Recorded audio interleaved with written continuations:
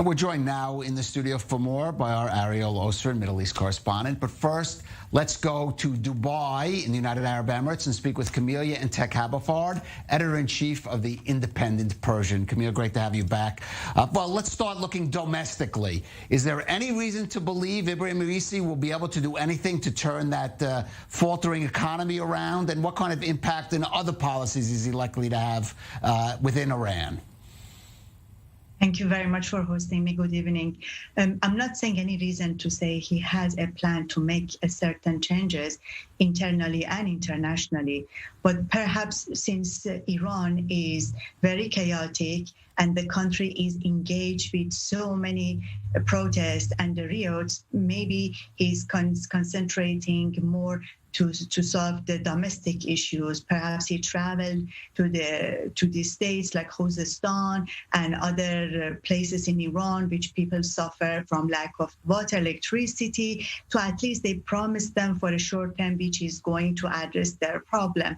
Long term, it's not doable what the president wants to promise them to be suitable for the Iranians or to sort out their issues. And internationally, today, he's so much tap on the door of Iranian neighbors. He said he stretched his hands to the neighboring countries. These neighboring countries, if he meant Saudi Arabia, Bahrain, United Arab Emirates, and these southern Persian Gulf countries, they are not buying this argue. Any president come to Iran at each time, they were promising to make the relation better with the Arab countries, but we witnessed that it never gets any better. At this case, for the regional countries, I believe for them, the best solution, the best way to believe if Raisi is sincere and in real, he's talking to them, is Iran get back to Iran nuclear deal and fulfill its obligation with the international community.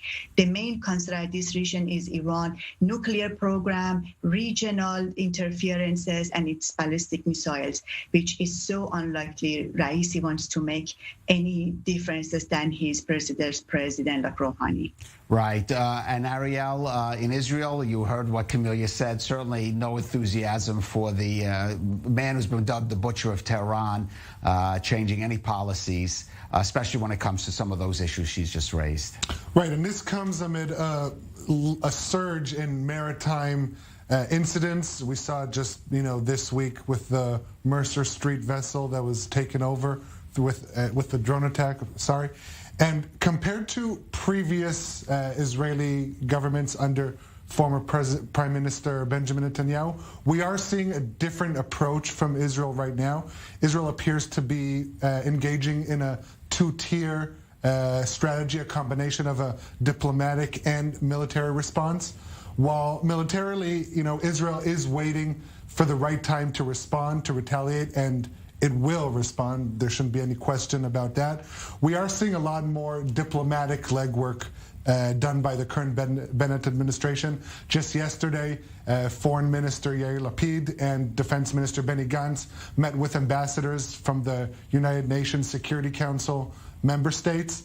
In that meeting, they presented intel tying Iran to this drone strike on the Mercer Street vessel, as well as unveiling the Iranian Revolutionary Guard commander who oversees the drone operations. We're talking about Brigadier General Saeed Arajani. Now, back to the military response, Defense Minister Gantz just today said that Israel is prepared for a response against Iran. Let's take a listen to what he had to say. We have a duty to continue and develop a national security policy in case of a multi-front attack from Iran. We can't rest on our laurels. We must continue to develop our abilities for a multi-front confrontation because that is the future. Is Israel ready to attack in Iran? Yes. Well, Camilla, we heard from Israel clearly what their expectations of Raisi. But let me ask you, there was one had a sense that Ebrahim Rouhani simply was on a different page than the supreme leader.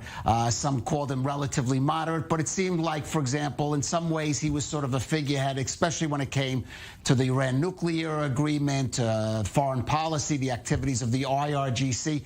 Ebrahim Raisi is seen as someone who could succeed Khamenei is a supreme leader. So is he going to be able to in any way even moderate or even control the activities, for example, of the IRGC, the stuff that we're seeing, for example, in the Gulf right now? He would carry any order comes from the supreme leader, regardless.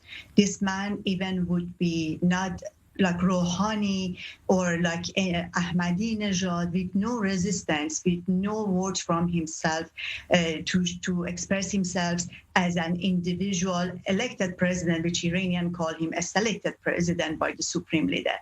Talking about if he become the next supreme leader, still we don't know if anything happened to Ayatollah Khamenei during these 4 years, or voluntarily he may give up the power in the favor of Raisi, which is also another scenario. The constitution is not helping Iranian. They can choose not the president nor the next supreme leader. And I believe this is the constitutional problem when a person like Khamenei is a totalitarian and have the all power in his hands. Even anyone like Raisi is not having enough power constitutionally. Khamenei can challenge any decision taken by any president.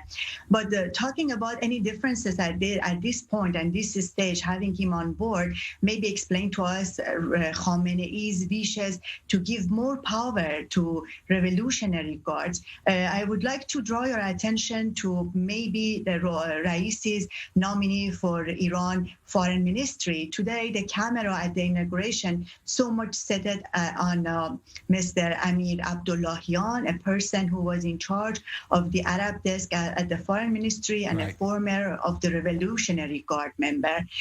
Probably even the foreign ministry carrying more orders from the Revolutionary Guards and the Supreme Leader.